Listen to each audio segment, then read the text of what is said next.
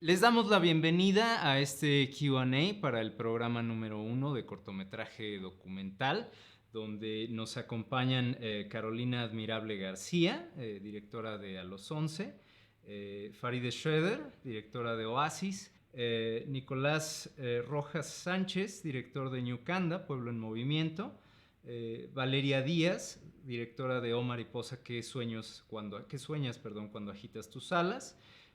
Daniela Latorre y Alejandra Delano, directoras de Fragmentos, eh, Luis Manuel Hernández Rodríguez, director de Capaima, y Juan González y Adolfo Fierro, directores de Acá. Les agradecemos mucho que estén con nosotros para ver esta sesión de preguntas y respuestas. Y bueno, me gustaría empezar hablando un poco sobre algo que me parece muy general, quizás una pregunta muy sencilla y muy recurrente, pero que me parece que siempre es interesante para el público, y es básicamente cómo eh, llegan a las historias que están contando con sus películas, porque deciden convertirlas en una narrativa cinematográfica, que esperan un poco en términos de la relación que puede llegar a tener el público con sus historias y con sus temas. Entonces me gustaría empezar con Daniela Latorre de Fragmentos. Cuéntanos un poco, Dan, tu historia es algo, me parece además muy íntimo, ¿no? Entonces, ¿cómo concibes esto como una narrativa cinematográfica, como un producto documental? Antes que nada, gracias por este espacio. La verdad es que esta película es una reflexión eh, del momento y es una reflexión también sin mucha lógica y en una búsqueda por tratar de comprender de una manera menos lineal y menos lógica lo que estamos viviendo en este encierro. Y la verdad es que hace algunos meses Ale, que es una gran amiga desde hace mucho tiempo, me compartió un texto que estaba en proceso y que había estado escribiendo eh, sobre su experiencia de estar en este encierro, de estar en esto que estamos viviendo en estos momentos. Y yo estaba fuera de la Ciudad de México, en un lugar también recluida, ya llevaba 2 meses allá y con una necesidad como de sacar la cámara, tampoco sabiendo exactamente qué quería grabar. Y recibir el texto de Ale fue pues, realmente provocador y le propuse que hiciéramos una colaboración sin ninguna guía muy clara, sin ninguna lógica muy clara, en un proceso muy fragmentado, como es la experiencia de este encierro. Me encantaría que Ale hablara también de por qué empezó a escribir este texto. Y creo que lo más importante es que finalmente, en momentos en donde no sabemos cómo lidiar con la realidad que estamos viviendo, de pronto expresiones como el cine o como la literatura nos ayudan a, pues a experimentarlo de una manera distinta, de una manera más abstracta, de una manera que no tiene como una narrativa lógica. Y creo que lo más importante es poderlo compartir en este momento, durante el proceso, que no sea fuera del proceso, que no sea mirando hacia atrás, porque creo que vamos a necesitar encontrar otras formas de reflexionar sobre la experiencia de lo que estamos viviendo, más allá de ver mapas y geografías y líneas narrativas de lo que está sucediendo y de lo que está por venir. Y justamente me gustaría que Alejandra nos complemente un poco con esto que mencionabas del texto que ella escribió, cómo llegas a estas ideas. Creo que es, como decía antes, una cosa muy íntima, Alejandra, no sé qué nos puedas contar al respecto. Sí, gracias. Igualmente muchas gracias por el espacio y la oportunidad de compartir con ustedes.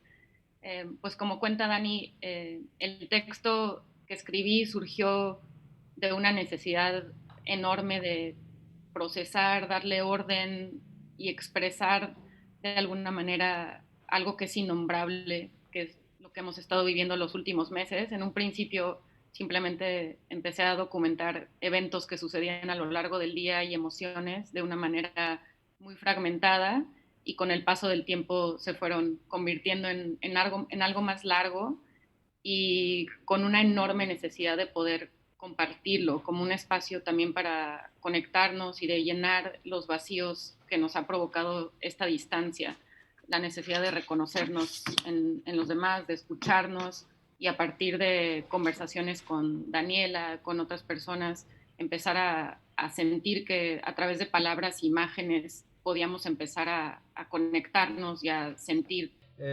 Bueno, me gustaría que Carolina, directora de A los 11, nos cuente también un poco de cómo encuentra esta historia que me parece muy interesante, estas dos niñas.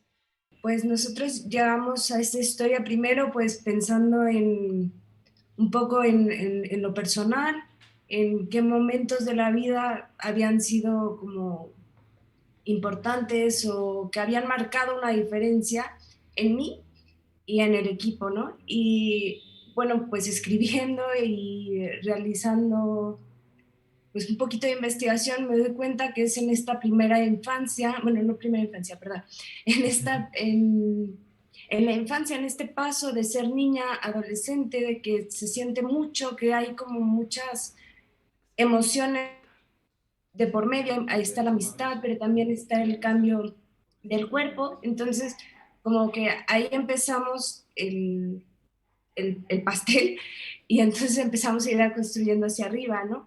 Y conozco a Isa y a Zoe, ya las conocía de antes y las invito a participar en este proyecto. Todavía no teníamos muy bien ni muy claro cómo iba a ser la historia que queríamos contar y al estar yendo con ellas, platicando, pues ya nos empezamos a dar cuenta de Isa y de Zoe que tienen un carisma, una inteligencia y bueno, yo me sentía muy identificada con ellas dos en esta historia. Entonces, como que me veía mucho reflejada en sus preguntas, en su amistad también. Entonces, pues así es como empezamos a generar esta historia y a observar, ¿no? Y también, pues sí teníamos en mente algo muy claro, que era, queríamos hablar sobre la primera menstruación, pero también queríamos hablar sobre cómo la amistad nos puede apoyar y puede ser como eh, en esas etapas que la amistad es muy valiosa, pues también queríamos reflejar eso. Y también, de cierto modo, como también los papás siempre están como abrazando, conteniendo a sus hijas, ¿no? Y que también la relación que tienen de padres e hijas, madre e hija, pues es una relación muy sana y muy bonita que pues nos gustaría compartir y que sí existen otras formas de educar y otras formas de ser niño, ¿no? Y ser niña especialmente.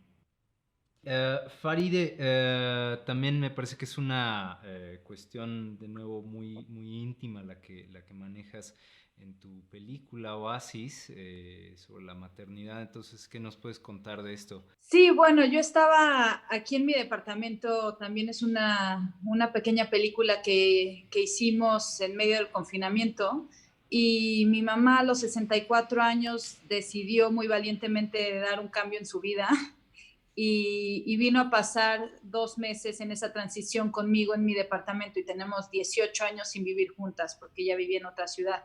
Entonces, para mí, reconectar, bueno, siempre hemos tenido una muy buena relación, pero reconectar en lo cotidiano con ella y en lo más íntimo y verla en todas pues en toda la complejidad de una madre que no es solo madre, sino es una mujer y es una ser humana, pues eso me generó como mucha efervescencia creativa y al mismo tiempo pues a todos nos estaba sucediendo pues algo muy insospechado, ¿no? En esta pandemia.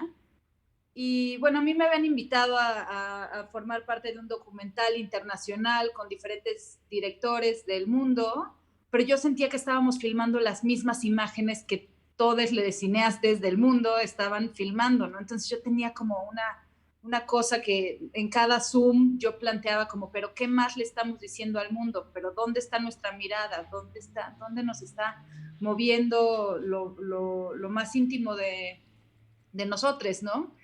Y pues así fue donde dije, bueno, si yo tengo esta voz tan fuerte que me está hablando, tengo que seguir mi intuición.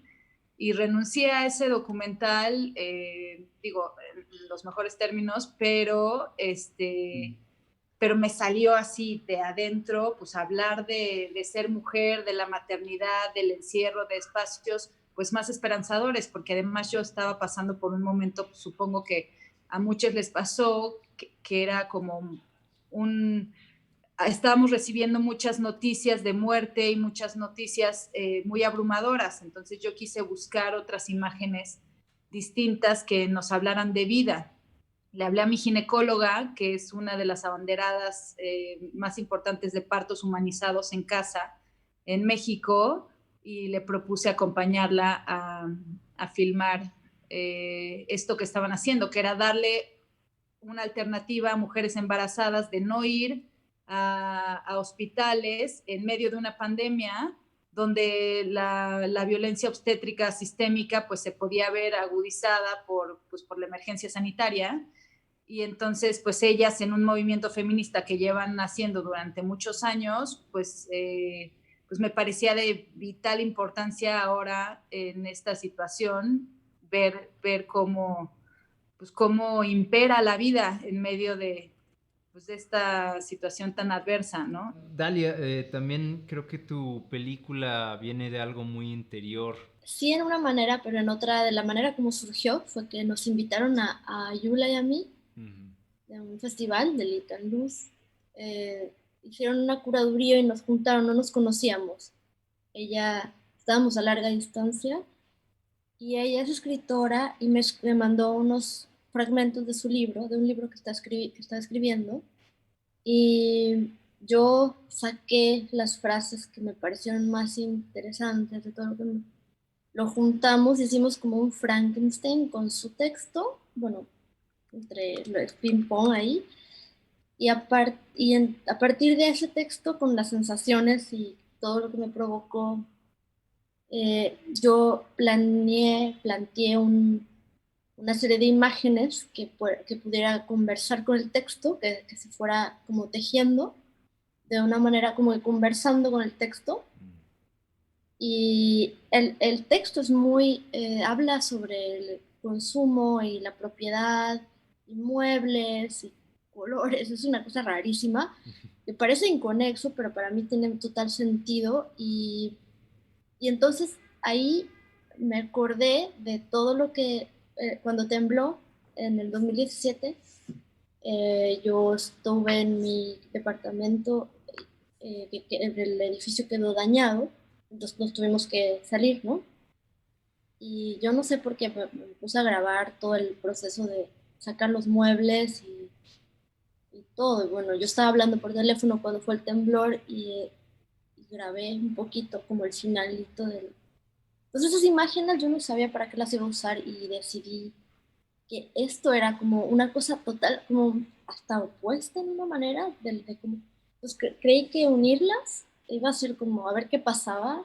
Y hicimos ese experimento y aparte pues grabé otras imágenes también para conversar igual con el texto en diferentes partes, ¿no? Nicolás, me llama la atención tu cortometraje Ñucanda, porque pues es una película que siento que busca capturar una perspectiva muy,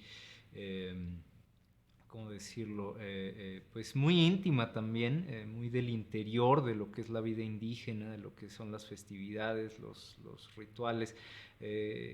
¿Cuál es la perspectiva que hay detrás de este cortometraje? En mi caso, en nuestro caso, el documental se inició de alguna manera con el documental anterior por una entrevista y una historia que había quedado como pues ahí suelta sin abordarse en el documental llamado Tuyucu. Después de la edición pasada del festival, decidimos como abordar esta película y el siguiente carnaval era en febrero del 2020, por lo tanto estuvo planeado, estuvimos como los 3 días del carnaval más posterior para resolver ciertas necesidades del documental pero la esencia tal cual fue como los 3 días que dura el documental, tratar de encontrar personajes dentro del carnaval y construir o ver qué iba sucediendo a partir de lo mismo, ¿no? Todo, pues, nos dejamos fluir de alguna manera. Todo el equipo, pues éramos 4 personas, la fotógrafa, una sonidista y un asistente de cámara. Entonces, los 4 nos disfrazamos y nos metimos a disfrutar la fiesta en el pueblo, y fue como la manera en que pues empezamos a encontrar personajes. Entonces, pues, y entender y conectar todas las generaciones, ¿no?